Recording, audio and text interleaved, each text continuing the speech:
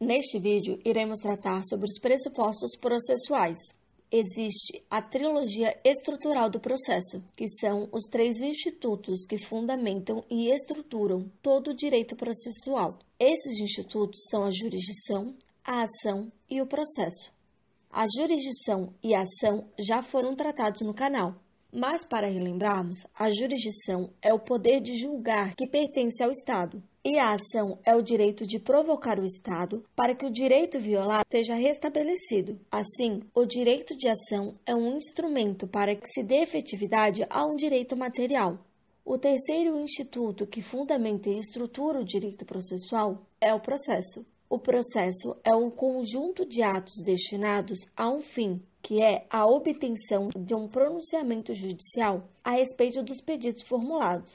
O processo se exterioriza através de procedimentos. Estes procedimentos são uma sucessão de atos com um objetivo final. No campo do processo, a relação jurídica processual também tem seus requisitos de validade e de existência, chamados de pressupostos processuais. Trata-se de matérias preliminares essencialmente ligadas a formalidades processuais, que devem ser analisadas antes de o juiz enfrentar o pedido do autor. Os pressupostos de existência são considerados elementos mínimos para que se tenha a existência da relação jurídica processual. O primeiro pressuposto é a presença do autor. O autor se fará presente, via de regra, por meio da petição inicial. A parte é detentora do direito de ação, em que irá acionar o Poder Judiciário. Também é chamado este pressuposto de aforamento, distribuição, demanda ou pressuposto de petição inicial. O segundo pressuposto é o da jurisdição. O Estado investe a um determinado sujeito, o juiz de direito, o poder jurisdicional. Cabe ressaltar que o processo conduzido por um sujeito que não está investido de jurisdição não pode nem mesmo ser considerado processo, porque a ausência de juiz na relação jurídica processual é um vício de extrema gravidade. Tem-se a existência da jurisdição com o juiz togado.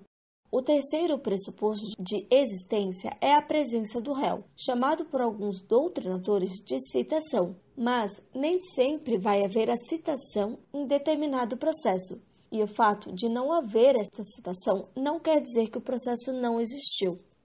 Os pressupostos de validades irão tratar do desenvolvimento válido e regular do processo. Assim, para que o processo seja válido e se desenvolva regularmente, há a necessidade de haver a petição inicial apta. A provocação da jurisdição se dá pela petição inicial. Assim, é necessário verificar se a petição inicial preenche os requisitos estabelecidos pela legislação para que seja considerada apta. É necessário que a petição seja apta, pois é ela quem vai definir os contornos do pedido. Assim, a análise do juiz ficará restrita ao pedido formulado expressamente pela parte na petição inicial.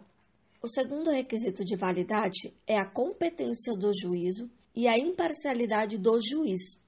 O terceiro pressuposto refere-se à capacidade. A primeira capacidade tratada é a capacidade de ser parte. Para que haja capacidade de ser parte, tem que haver a personalidade jurídica. Assim, toda pessoa tem a capacidade de ser parte, tanto a pessoa física quanto a pessoa jurídica. Cabe ressaltar que a legislação autoriza que entes despersonalizados possam ser partes em juízo. Por exemplo, o condomínio e o espólio.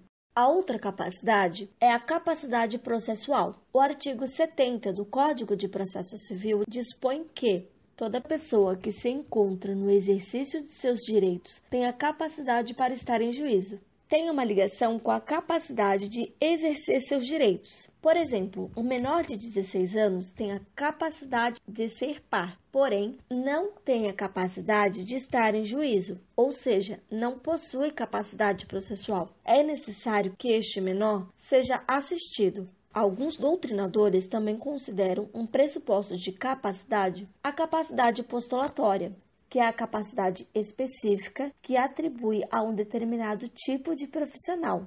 o que se pode atribuir às partes dependendo das exceções que a legislação fizer para poder postular em juízo. 2 exemplos dessa exceção. Uma é nos juizados especiais cíveis, em que as partes poderão atuar sem advogado nas causas de valor até 20 salários mínimos, e na Justiça do Trabalho, em que há a possibilidade de as partes fazerem suas postulações sem a necessidade de advogado. Em regra, quem possui esta capacidade postulatória são os advogados, defensores públicos ou membros do Ministério Público. Há também os pressupostos processuais negativos. Os pressupostos processuais negativos não podem se fazer presentes, ou seja, a presença de algum pressuposto negativo levaria à extinção do feito sem resolução do mérito. São pressupostos negativos: a litispendência, que ocorre quando houver 2 causas idênticas tramitando no mesmo juízo ou em juízo distinto. Por causa idêntica, entende-se as mesmas partes, o mesmo pedido e a mesma causa de pedir, ou seja, a existência dos 3 elementos que são identificadores da ação. A segunda ação será extinta sem análise do mérito, pois não pode haver a litispendência. O outro pressuposto negativo é a coisa julgada. Para que se possa discutir uma determinada questão em juízo, é necessário que esta questão não tenha sido discutida antes em um outro processo com uma decisão de mérito transitada em julgado. A coisa julgada consiste sempre na imutabilidade e na indiscutibilidade da decisão, sobre a qual recai a discussão. Assim, a segunda ação será extinta sem análise do mérito, pois não pode haver a coisa julgada. Um outro pressuposto negativo é a perempção, em que o autor ingressa 3 vezes consecutivas com a ação com os mesmos elementos e estas são extintas por abandono processual. Este não poderá mais requerer o reconhecimento do direito material na condição de autor, mas pode fazê-lo na condição de réu. Um outro pressuposto é a convenção de arbitragem. Trata-se do compromisso assumido pelas partes ou litígio ao juízo arbitral, portanto, dispensando o juízo estatal. O mesmo ocorre quando a cláusula compromissória, ou seja, que trata-se de cláusula inserida dentro de um contrato em que as partes convencionaram que se submeteriam ao litígio ao juízo arbitral. Cabe ressaltar que há uma discussão doutrinária quanto à existência dos pressupostos de perempção e convenção de arbitragem. É isso, pessoal. Terminamos o assunto de pressupostos processuais. Aguardo vocês no próximo vídeo e não se esqueçam de dar um like e se inscrever no canal.